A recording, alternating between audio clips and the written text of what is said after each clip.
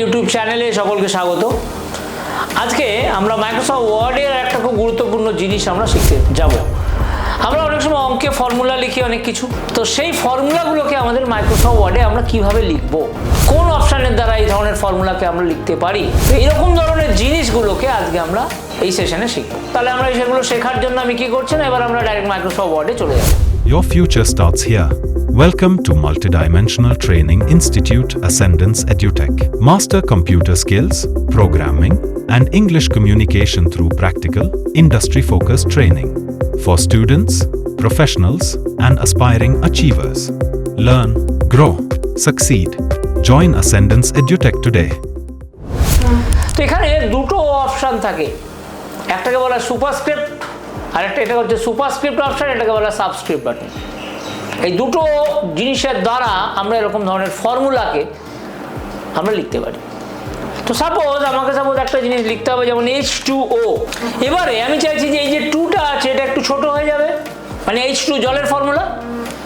তাহলে আমরা কি করছি না, আমরা এখানে ক্লিক করে আমরা যদি এখানে যাই সাবস্ক্রিপ্টে যাই, তাহলে দেখো এরকমভাবে লিখলাম। তাহলে কি হলো, H2O কে আমরা এইভাবে লিখলাম। সেরকমই ধরো একটা লিখবো H2SO4।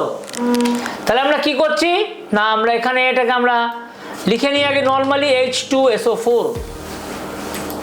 এবারে আমাদের কাজ কি হবে, এই যে 2টাকে ছোট করা, তাহলে সিলেক্ট করে আবার এই সাবস্ক্রিপ্টে ক্লিক করে দেবো, তাহলে ছোট হয়ে গেল।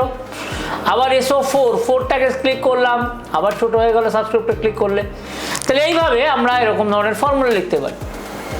এবার সাপোজ আমি আর একটা ফর্মুলা লিখবো, A2 plus B2 plus 2AB লিখলাম। এবার আমার কি করতে হবে না, এই যে H2টাকে একটু বড় করো, ছোট করে দেবো, উপরে পাঠাবো, এর উপরে চলে যাবে। আবার এখানে গেলাম 2তে, তারপর এখানে ক্লিক করলাম, তাহলে দেখো একটা ফর্মুলা লিখে ফেললাম।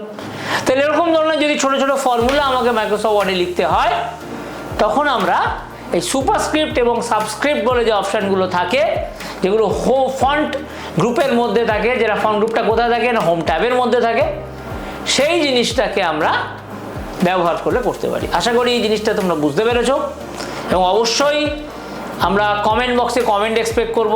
সো ফিডব্যাক অত্যন্ত জরুরি, তো আমরা সকলের থেকে ফিডব্যাক আশা করছি। ধন্যবাদ।